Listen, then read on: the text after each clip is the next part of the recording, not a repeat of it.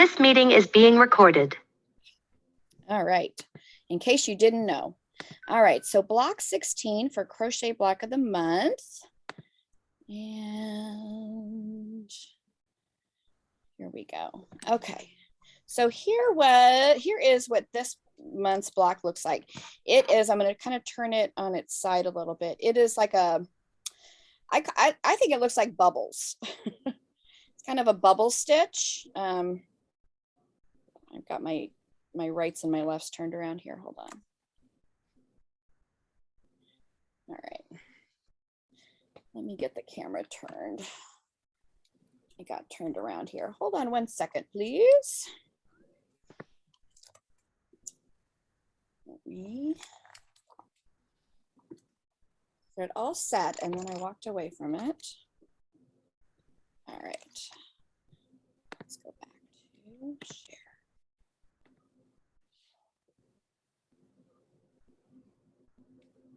Come on.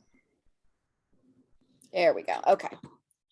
So now you can see. So it looks like little bubbles on here. All right. So there it is in my Callista for my dishcloth, which made a really nice textured square. I was pretty happy with that. And then for my baby blanket, I did it in the river washed. Oh, that's so pretty. It's so pretty. And when I hold it up to, like, here's the first square we did. And the second square we did. Let me zoom out a little. I think they're going to be really pretty next to each other. And then next month I'm adding, let me show you my color because I'm really excited, will be this color in there. So this is going to be really pretty. So it crocheted up really nice in both weights. I think this is a really fun square. Okay, so then also the nice thing is that this square is pretty darn easy. After you do your chain, I absolutely recommend chaining on a larger hook. I did find let me adjust this just a little. That on my smaller one, you can see, even though I did it on a bigger hook, it's a little more narrow at my chain, my cast on edge than it is. I fold it over. It's a little wider at the top. So I'm going to have to block that pretty good. So do it on your bigger hook and be loose about it. This stitch really kind of pulls things together. So make sure you're really almost too loose to start with. Okay. All right. So I did manage to do, so we don't have to work all the way across the row. Zoom in here. I did manage to do a little sample so I can show you how to do it here. All right, so you do your chain across, and I'm going to show you the stitch. One of the things you need to realize about this particular stitch is that when you're making the cluster stitch, the bubble, it's going to pull it to the back side. So this is your right side that's got the bubbles on it, but you actually make the bubbles while you're looking at the wrong side. It is not a completely reversible square. It's one of those. So I'm going to start my pattern repeat over again.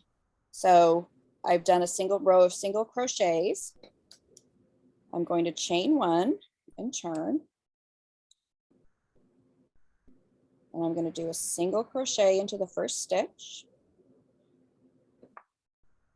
Zoom in just a little. All right, and then to make the cluster stitch. Last month, excuse me, the cluster was 2 partially finished double crochets, and then you finish them together. This week it is 3. So you start with a yarn over, go into your next stitch, pull up a loop, you have 3 loops. Yarn over, pull through only 2 of them. So that's the start of a double crochet, but I'm not going to finish it. I'm going to start another double crochet in the same stitch. Yarn over, back into the same stitch, pull up a loop, yarn over, pull through 2 loops. Now I have 3 loops. I'm going to start a third double crochet, yarn over, back into the same stitch, pull up a loop, yarn over, pull through 2 loops. And when you have 4 loops, you know you're ready to finish the stitch, okay? So yarn over and pull through all 4 loops. That's your cluster stitch. And what makes it pop out like a bubble is the very next thing you do is you do a single crochet in the next stitch. And that pulls it down.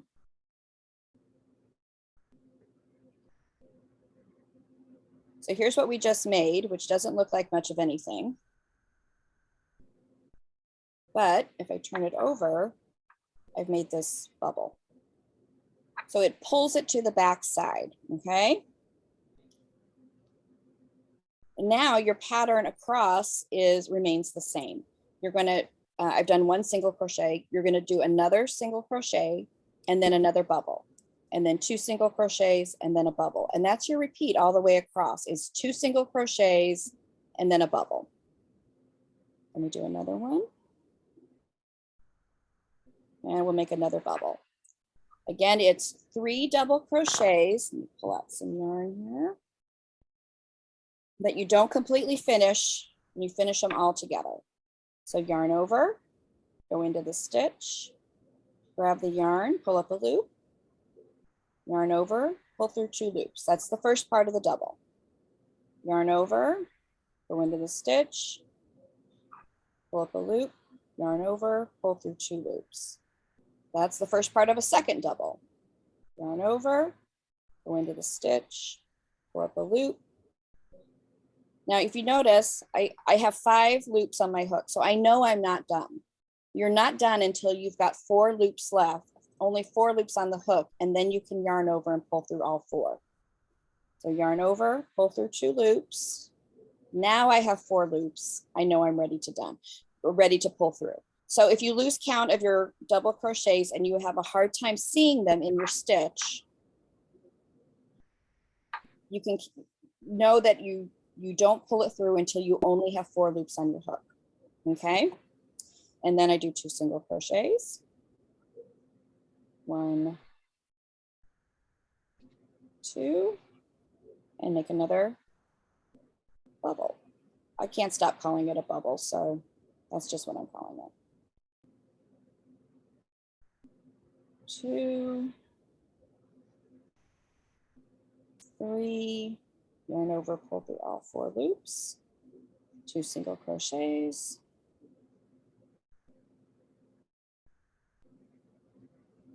yarn over, pull through,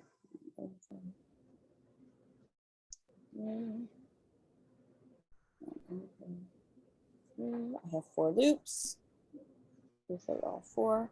I have 1 single crochet left, which is exactly what I'm supposed to have on this row, and I do a single crochet to end. All right, so if I turn it over,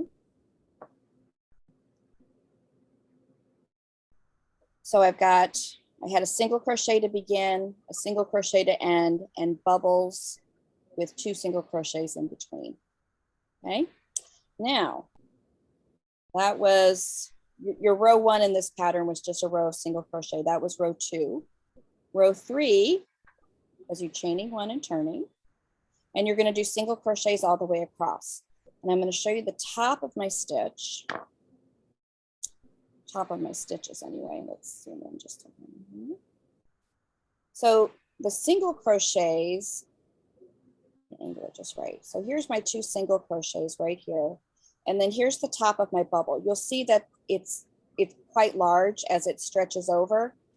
Totally fine. You're still treating it as one stitch, and it should look a little bit big because you've put a lot of stitches in there and it's stretching over across the 3 double crochets that you put in there. So I'm going to do a row of single crochet, but I will say that sometimes the top of that bubble stitch kind of hides behind the bubble. So just make sure you're kind of looking at the top and catching all of them. So after you do this the first time, double check that you still indeed have the correct number of stitches. Your stitch count will not change.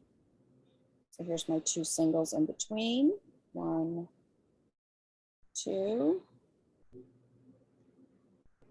Oops. Trying to watch the camera and my hands, and that's not good. And then I have to kind of tilt this up to see the top of my stitch because the bubble wants to push it back. And a single crochet. So this row of single crochet will kind of even all of this out.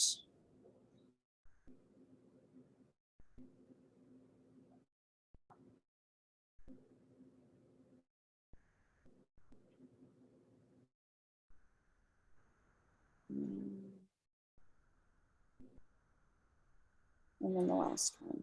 So if you have trouble locating the last stitch, I think it's a little easier when you're beginning and ending with single crochets. And I'm going to show you why. I'm going to pull out my last stitch.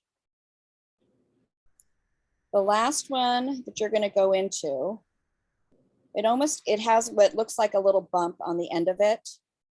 Actually, I'm going to pull out the last one before it too, so you can see. I've got 2 single crochets left to do. The one for my bubble, which is kind of big.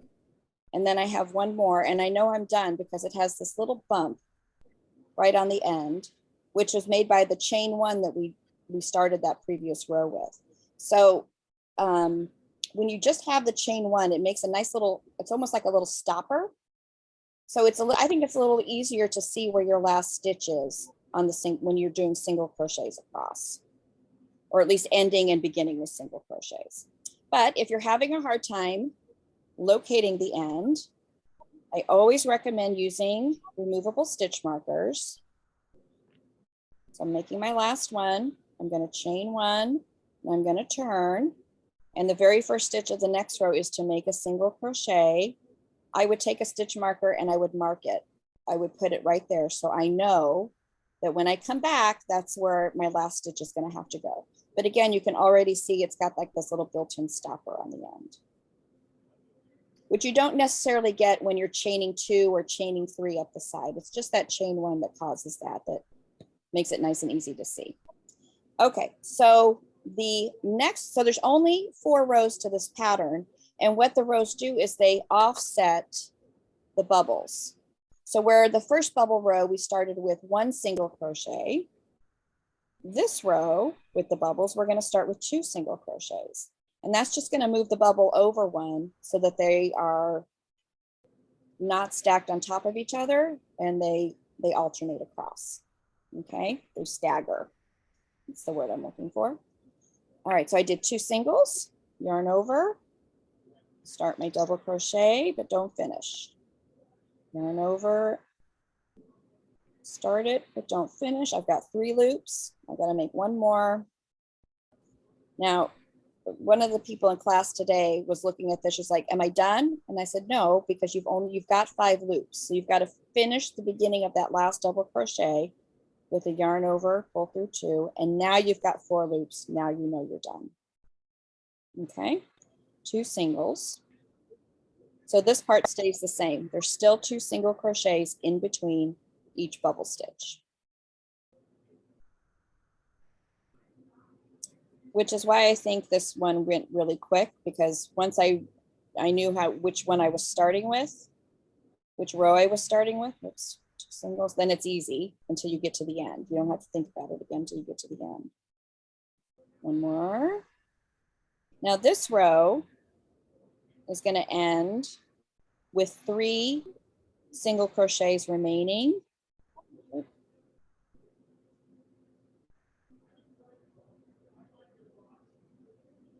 Whoop. Lost my loops.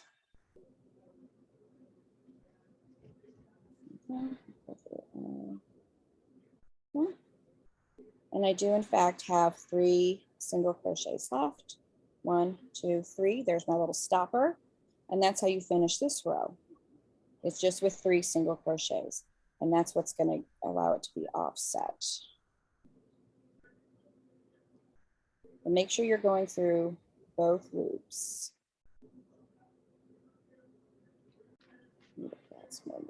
Okay, So here, so when you turn it over, the bubbles you just made, you're making one fewer bubble on this particular row. And you've got 2 crochets, well, 3 on the end and 2 to begin with, and it offsets it and makes it a staggered pattern. Was that row 4, Pam, of the pattern? That was row, let me look at the pattern. That was row 4. So row 2 and row 4 are what make the bubble stitch. Row 3 and 5 are your single crochets back. Okay. And so could you just repeat the beginning of row 4 again? And didn't? Absolutely. I'm going to pull it back. I'm just going to pull it back here so I don't have to go back again on my little sample. So we finished our row of single crochet from row 3. Yep. We chain 1. Okay. And we turn. Yep. We're going to single crochet 2 times. Oh, okay. In the first 2 stitches. In the Okay, first 2 stitches, make a single and then start your bubble stitch. Got it. Yep. And that's the difference between the 2 rows. Either you start with, on row 2, you start with 1 single crochet. Yep. On row 4, you start with 2. 2. Yep. Got it. And then you just repeat those 4 rows, 2, 3, 4, and 5, until you're done. Got it. And you repeat it, I believe, a total of 7 times. But you want to make sure you end with a row 3, which is a single crochet row.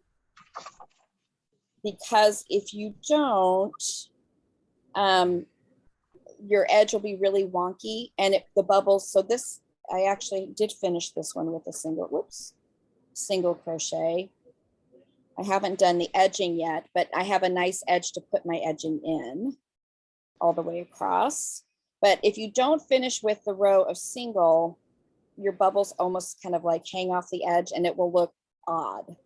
They need to have the single crochet because we did a single crochet to start and we finish with a single crochet. If you find, and this happened today in class, that the height of your stitches, let me zoom back out. The height of your stitches is a little bit greater and you're coming out of square, you could end it, you could eliminate the last row of bubble stitches if you needed to. Or if it's coming out a little short and you need to repeat another row of bubble stitches, that's fine. Just make sure you add another row of single crochet as well. So kind of measure, you know, when you're getting close to the end, or if you can tell, let me zoom.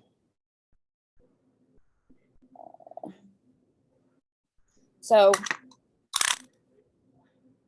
this one is about 7 across and I'm almost exactly at 7 down. But if I was off a little, I could extend it or I could shorten it a little if I found that the height of my stitches was not in sync with the width of my stitches, okay?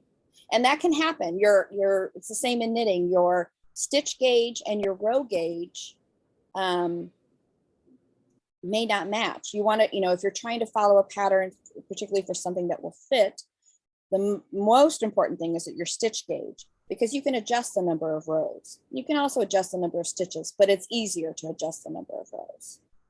Okay. So one of our people in class was ending up with more rectangles because her stitches were really tall. Her tension was really loose as she was pulling them up. So instead of having to redo anything, we just pulled it back until she had the right number, and you know, you would never know. So that's what I recommend. Are there any other questions? I really like this pattern. There wasn't a lot to, you know, there really wasn't a lot to remember, whether you're starting with 1 single crochet or 2, and then working across. Let me see, I wrote down some notes. Let me see. Definitely chaining on a larger hook and as loose as you can. Remember that those clusters will get pulled to the back. So if you're not sure after you've done your first row, you know, you can put a stitch marker, but the bubbles are going to be on your right side.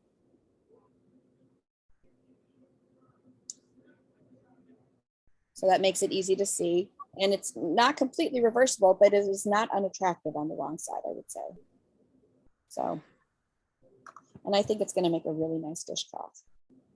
I think that the bubbly part is going to make it really nice and textured. At least I hope my mother thinks so, because she's the one getting them. Are there any other questions? I have one. Sure. I can't find my pattern. What is the name of the free one that we got? Do you remember? The free one? Yeah. This one was a paid one. Okay. So what is the name of it? It is from Annie's. You had to buy it from Annie's Craft, Okay. and you probably would have gotten it via email. You're right. And it is called Stitch Sampler Afghan from Annie Okay. Crochet. So I know Annie, if you created an account with them, it saves it in there, so you can always download it again. Right. I don't know where I put it. Okay. Then I couldn't remember the name. I thought that Right. was the name. Yeah. I couldn't find. So from Annie's Crochet, Stitch Sampler Afghan. Okay. Yep. Thanks. You got it. Hi, this is Diane. Hi, Diane. I may not make next month because I'm going to be traveling in Utah. Yeah. But where did you say they are? The videos are located? Just So the video, so I will post this video. They are under our classes, okay. CALs, KALs, and clubs heading. And if you click on that, there is a place for crochet block of the month. Okay. And I'll go in and I'll put the link so you can click right from there, and it'll take you right to the link to the recorded video. Okay. Thank you. You're welcome. Okay.